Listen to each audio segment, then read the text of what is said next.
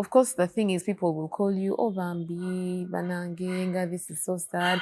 Then they're the insensitive ones of, Kasta, you're young, you'll get another child. And you're thinking, every life is different. But then you also learn to forgive people. Yeah. In grief, people don't often know the best thing to say. Sit in silence with them. Let the motivation to say something come from them because you don't know what they're feeling. You don't understand. Yeah, unless you've actually, even, by the way, even when you've also lost a child, my feeling is different from yours. So now I'm dealing with the anger of being in debt. I'm dealing with the anger of him not telling me he has cancer. I'm dealing with the emotions of I've lost a person I love and I have to be there for my children.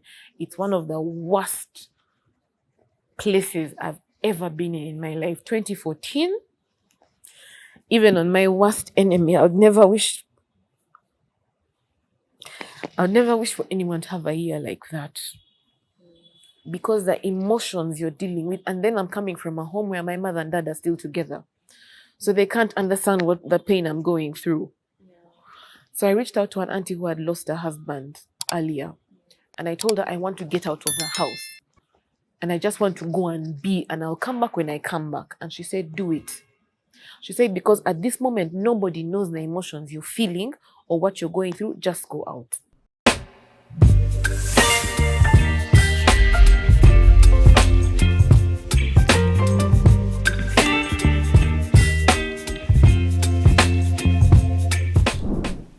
Hi everybody, my name is Renate and I want to welcome you to this episode. And today on the show, we are talking about loss, dealing with loss. This is a very sensitive issue that we wouldn't want to handle insensitively. So we are privileged to have someone who has gone through it, someone who has dealt with both loss of a child and loss of a spouse. So without taking much of your time, allow me to let my guest in and she introduces herself. Hello. Hello everyone, my name is Lucy. Yes. Taiwo, Yes, Lucy. and I'm honored and privileged to be here to share my story. Good to have you, Lucy. You look lovely. You And thank you for coming. Yes. So, Lucy, what inspired you to share your story? Because loss is loss. People don't talk about loss. What inspired you to share yours? What inspired me to share my story? I think I asked myself the questions after my husband had passed. I asked myself the question, why would one person go through this and it's just that? I've gone through it and that's it. Yeah. And so what's the why that why did I experience it? Yeah. Can somebody else understand, or would I be able to help someone? Somehow people would refer me to somebody who has maybe lost a spouse to say, talk to her, you never know, maybe she'll say something you understand. And so that's where I started to share my story with different people individually. Some of the posts I have put on my social media are based on that kind of experience. Yes. Yeah. So before we go to that experience, someone out there wants to know, who is Lucy? Um, who is Lucy? What does she like? What does she do? Where is she coming from? You know. Who is Lucy? Lucy is Lucy Parwot, mother of 3, loved by God. I love the written word. I am a poet, both as a passion, and I have been published a couple of times, so yay for me. I love to cook. I love anything and everything to do with family. What else is there about me? Professionally, I am a journalist, though I haven't been in that field for a while. I left the mainstream media. I'm an editor. I do a lot of independent consultancy editing work. And most recently, I'm a coach for writing skills, mostly to high school students. Wow. Yeah. Well, thank you so much, Lucy. And you know, the reason you came on and the main issue for today is very sensitive. I look at loss personally, and I think everyone looks at loss from a different perspective of how they've experienced it. And many a times there seems to be no answer to how to deal with it. You know, you just go through it. Someone tells you, you'll be fine. You'll be fine. Don't worry, you'll be okay. Yeah. It is well, you know. And I don't know. I don't know if that really helps someone dealing with loss. I don't know what your perspective is. So I would request that you take us through your story. How did it start? How did this even relationship start with your husband? How did my relationship start with my husband? I was at a time in my life where I had just ended 7 years. Okay, 7 years of a steady relationship, then on and off for 2 years. Yeah. And I had gotten to a point where I was like, you know what? I'm not looking anymore. If the Lord should feel like I found someone, He will bring someone. If not, I'll see what to do. Of course, you say that, but inside you're like, Lord, the other one, please bring someone. Yes. So a friend of mine calls me up and says, would you like to come for a drink after work? Because I had not seen him for a while, and he's a good friend, and we're still good friends up to today. I said, but I leave work a bit late. And he said, no worries. I mean, it's not rushed. Come when you're finished, and let's just hang out after work. So I say, okay. So he had decided, unknown to me, he was setting me up on not a blind date, not because he was going to be there. He had found someone who had expressed to him that he was done playing the field and he wanted to settle down. And I had told him, I'd even forgotten that I had told him apparently one time that I am looking to settle down and I don't want ifs, buts, or maybes. I am in it. And then we see, you know, like, this is it. Okay, this is it. This is life. Okay, let's see how we move on. Just wanted to settle. Just wanted to settle. And so I went and met this person. And it was actually a nice evening. He was witty, which I really like. He has a sense of humor, you know, and he seemed to like the same things I did. And we sat there till about maybe 10. And then I excused myself and said, I have to go home. Yeah, so that's how it started. And the next day, my friend called me up and said, so, Tell me. what do you think? Yes, those good friends are always there. Yeah, and I said, I'm not complaining. We'll see where it goes. Yeah. And he called me up. That gentleman called me up the following Friday to go out with him. And I agreed and went and had dinner. And yeah. Before you continue, that first time you met him, did you like him? Was there like any spark? Did you... This is the twist to our story. Yeah. I used to like going out to places, especially on Friday nights. Now, there's this one particular spot where I would go with my friends, and I had seen that person. Yeah. And every Friday we were there was someone different on his arm.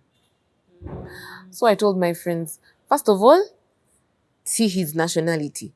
Then he's here with different people. What was Colors, that's Indian. Oh, he was Indian. So when I was going up to meet my friend, that day he called me to go for a drink with him, and I saw this person coming from the bathroom. I was like, this cannot be happening to me. Yeah. But then I said, God has a sense of humor, so because I had sworn many months and a few years ago that I cannot look at an Indian like someone whom I will spend the rest of my life with. But I think God has a sense of humor. That night was different. Yeah. The conversation was really good. Yeah. He didn't have any hang-ups of the kind of person he was looking for. Neither did I. So it was really, and then it wasn't of sparks, you know, people say, I'm waiting to feel a thing. It was a logical thing of, you're looking to settle, I'm looking to settle, why not? Yeah. And that's how we ended up together. And it was because of him that was my first time to move out of home. Yeah. I was still at home under my parents' roof. Yeah. And so we moved out and actually began to learn each other in this whole process. Yeah. So there were no hang-ups. You started staying together at that time? Yeah, at that time we did, in a nice little house, which we had house hunted together. Yeah. Yeah. And so, obviously, You know, girls, we don't tell the full truth to our parents. Yeah. They're like, no, I've got a place because I come from a family. You cannot just move into a with a guy. You have to first have certain things in place. Yes. So there was also that to deal with my family, and I'm sure my father has forgiven me by now. Yes. If you watch So, but also he was. I remember the question he asked me was, how sure are you that this is different from the last one you had? Because my family was involved. involved in my previous relationship. So I said, I don't know, but we will see. Yeah. That's what I answered. And so, because the idea of kids was a thing we had actually discussed, it wasn't a surprise when, I tested and I was pregnant. And I'm like, okay, How we'll long see did it where take you this to goes. meet from the time you met up to when you moved in? We moved in 2007. Okay. It was a while. It Yeah. was a while. It wasn't quick. That's the thing. And I think maybe that's why by the time we did, we both sort of knew what we had brought to the table. Yes. Yeah. Both sort of knew what we had brought to the table. So the relationship begins, and I don't know whether to say unfortunately, but he was like a high flyer in the advertising circles. Yeah. So luckily for me, I got into his life at a time when the hype was sort of okay. It was normal. You mentioned that he was a high flyer in the advertising. What was his job particularly? What was He was a creative director. So he had done in some of the big companies in this town, advertising, and so he knew at that point society knew those people, Yeah. and they hung out with the big names. Yeah. And so I remember once when we were on a date at a place in Bogolobi, and somebody walked to me and said, "Hey, so you're the Lucy?" And I thought to myself, what does this mean? But it only hit me when he would bring up names. I'm like, you know so and so, you know so and so, you know so and so. But it was the way society had taken the guise of advertising in this town, yeah. And so when people heard that he had settled and the woman was even with child, they were shocked. But then he told them, but I told you guys I wanted to settle down. I was done playing the field. But I guess what the surprise was that I was a very incognito person. In that field. Because when I was given the list of people he had dated, it wasn't of people like me. Yes. Yeah, that's what it was. So baby comes. I'm very excited. The 9 months go by very fast. Okay, at that time it wasn't very fast, but it went by. And so I'm in hospital and the baby's not coming out.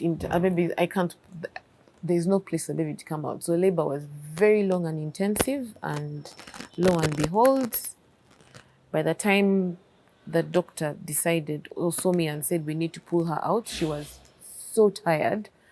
How long was the Oxygen. labor? And was the pregnancy okay for the 9 months? Yeah, totally. Except for the morning sickness, which lasted well into the 6th month, but that is not like a That's normal. thing of concern unless you're not able to keep food at other times of the day. Yeah.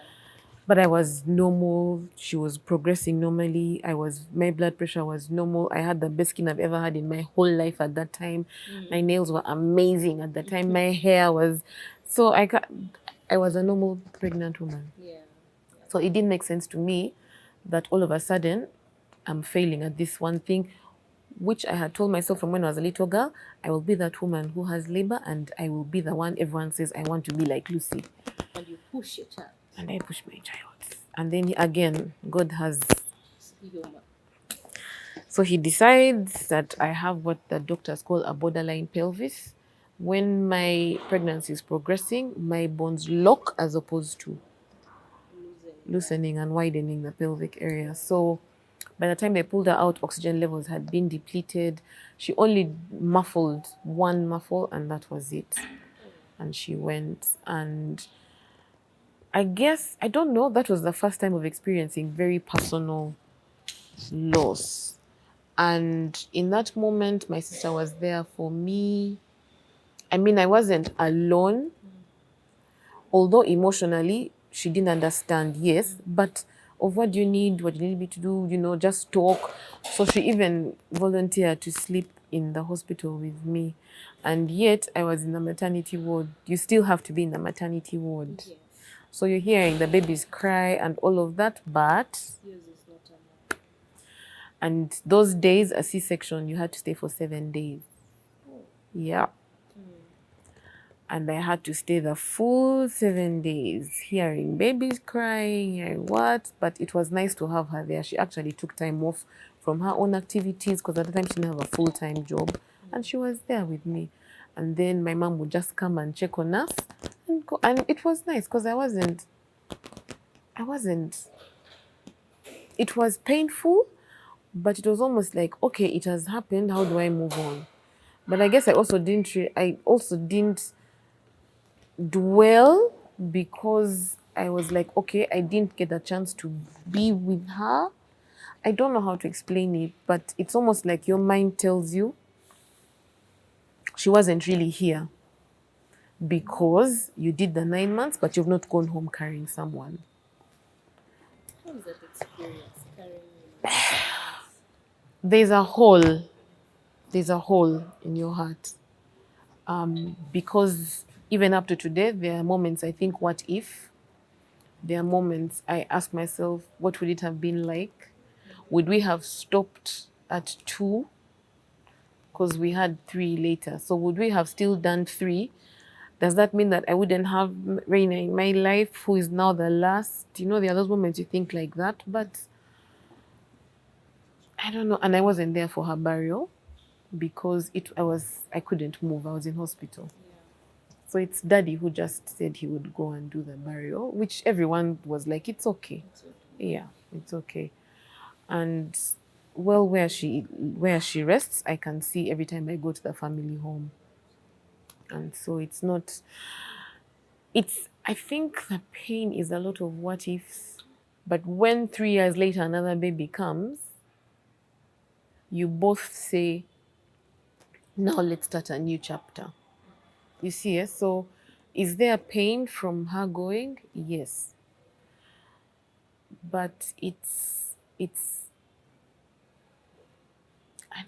a hole. It's a hole that you never quite feel because of a life you never got to experience. And I can say it now because when I've lost people who are older, I have a life of experience to look back on with them. Yeah. But with her, I don't have. And so there is pain, but it's that thing of, but God, what would have been? Yeah. What would have been? Yeah. That's really what it is.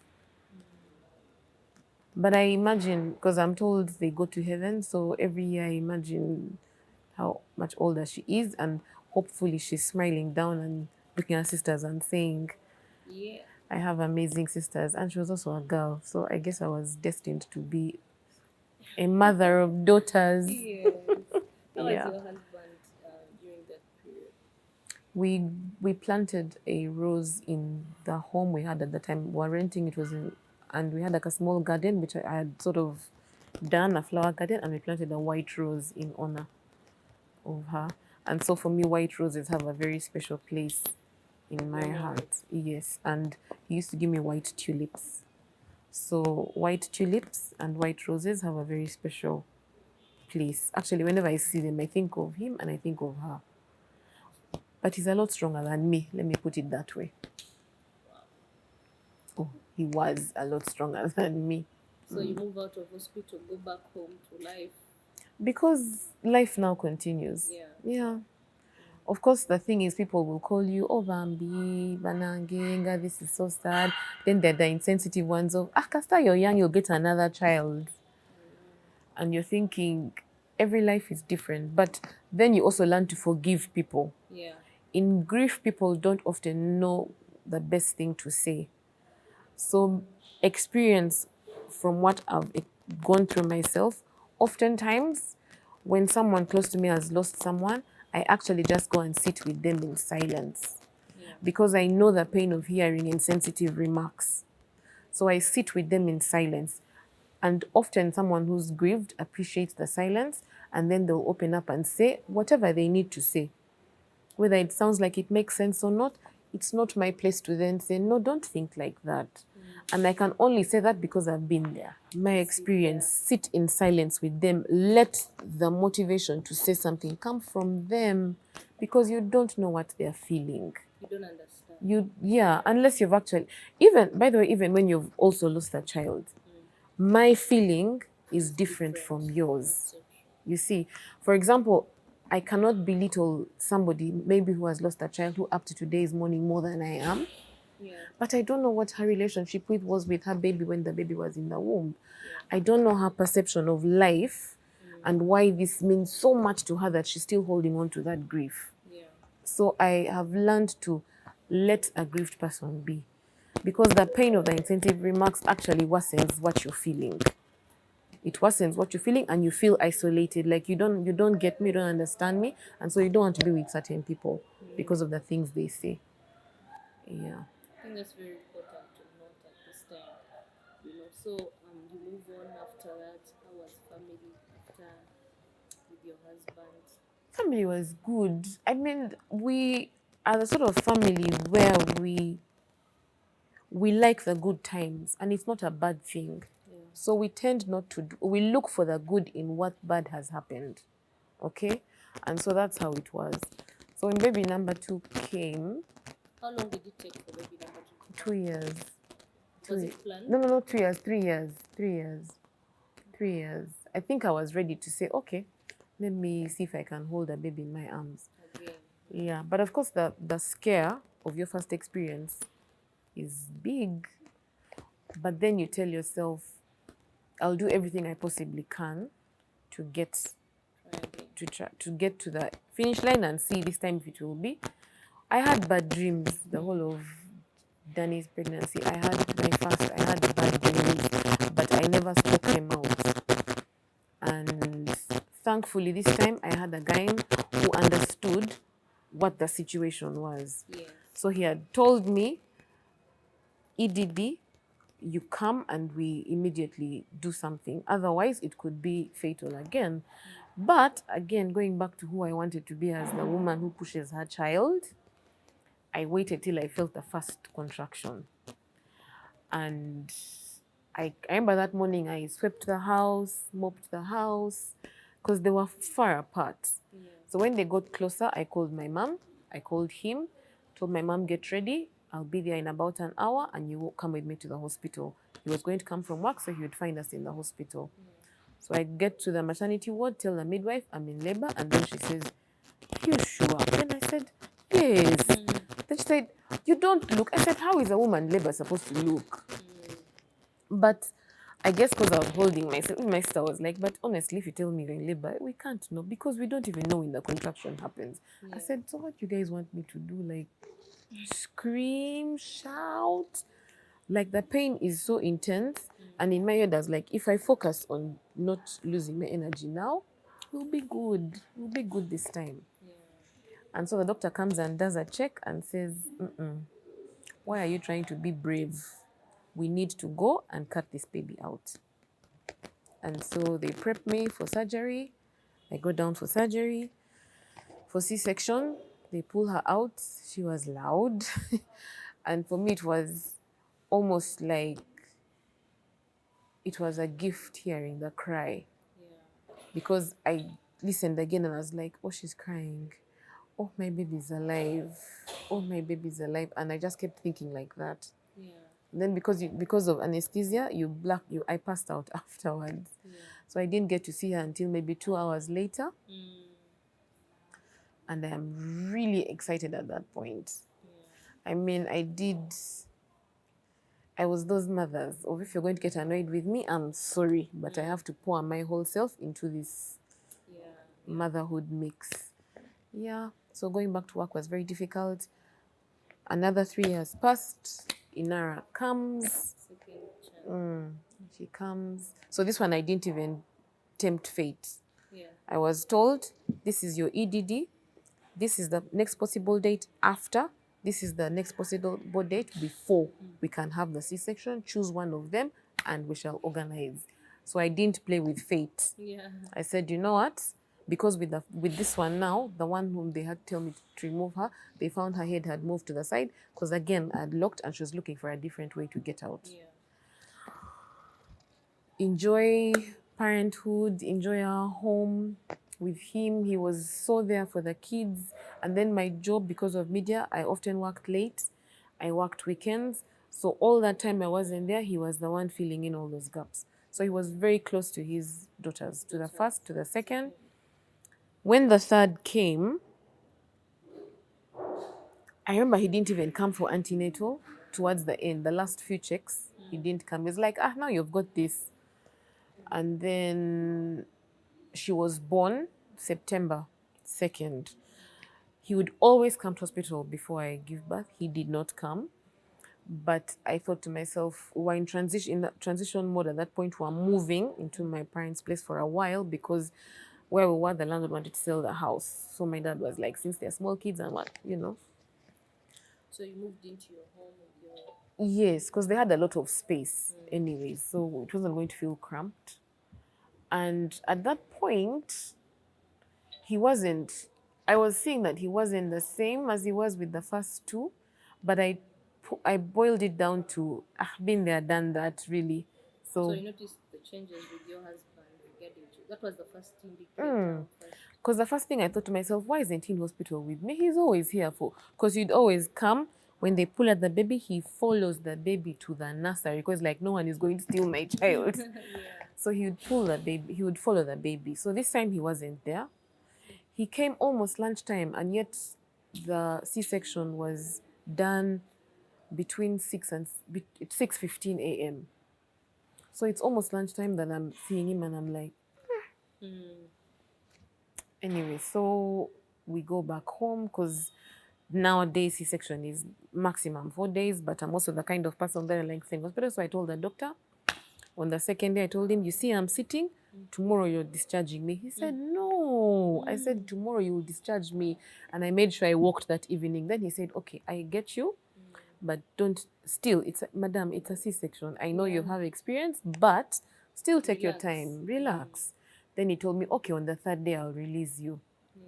So he discharged on the third day. He came to take us home that day because I He called just him. came. He used to come and be there when you're giving birth. But this time, so mom was with me in Do you know hospital when the he whole came? time. No, I figured he's busy, and then we're in transition. Then he was transition also for him was he was looking for a more stable contract because he had left the formal bit of advertising and he was doing consultancies. Yeah.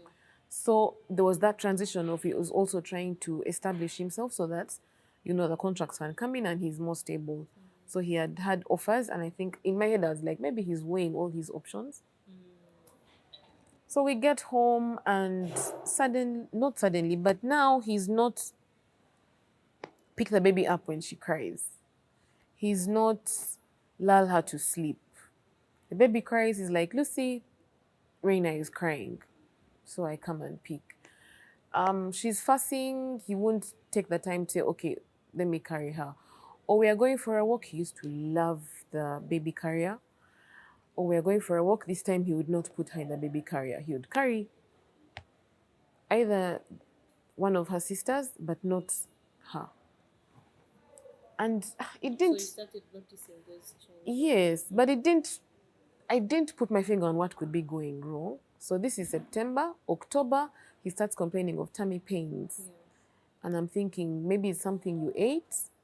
He says no, and then he starts complaining. It's now like 2 weeks of just tummy pains. Then he starts saying, I don't go to the bathroom as often as I used to. I used to go every day. Now it's like 2 days, 3 days I don't go.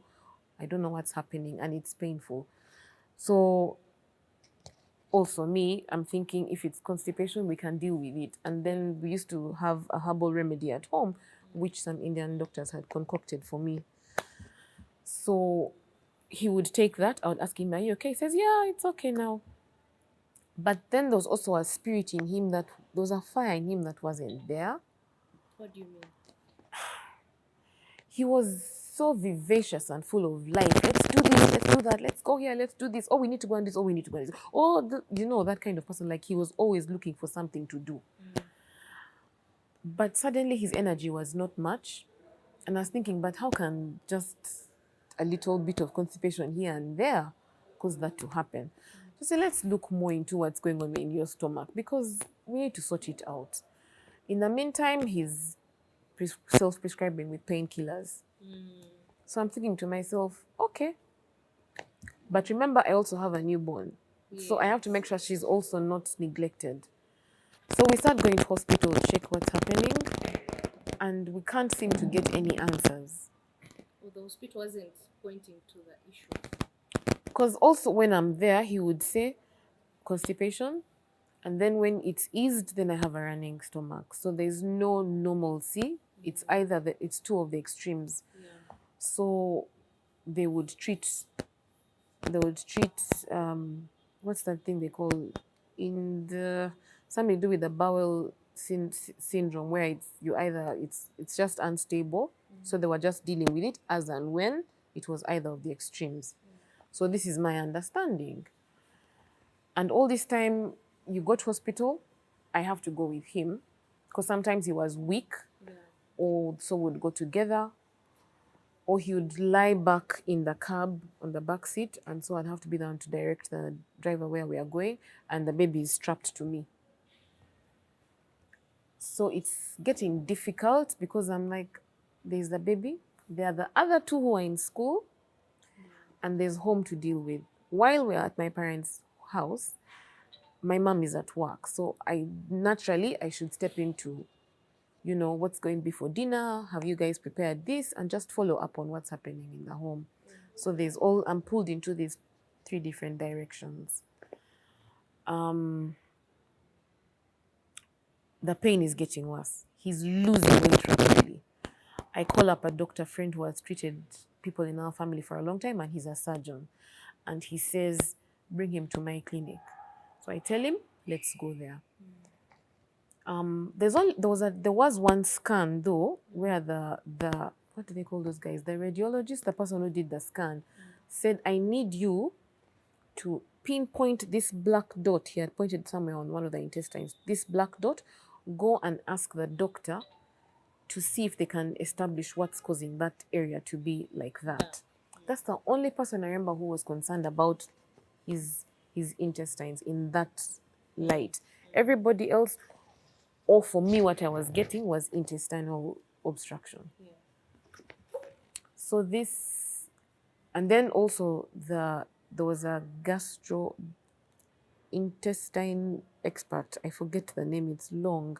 And he said we needed to do certain tests, including an MRI, which the whole body image, so he can figure out what's going on. He says, I don't see any obvious blockage. So I'm like, so what is going on? He's losing weight, he's in pain, which means work is not being done.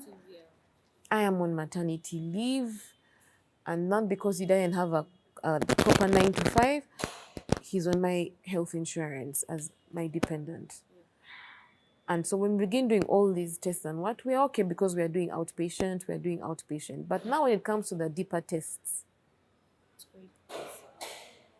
it's pricey. I remember HR even called and asked, what is happening? And she said, numbers on your insurance thing are not adding up. What's going on? So I told her the truth. Then she said, okay, keep following up and see what's going on because we need to put a stop to it before it gets too bad. So I said, okay. He goes to this doctor friend who I told me bring him into the clinic. He orders us to do it's called, you see, I have lost track of the names. I think I have decided, my subconscious decided they don't want to remember these things. It was called something to do with, and there's a test they do where they pour some ink into your intestines. And so the imaging is much clearer and you're able to see exactly what's going on in the person's intestines. And so we took him there. I was my brother at that time. And we waited and waited. I said, how can a scan take this long? So the nurse at the imaging center told me, do you know how sick your husband is?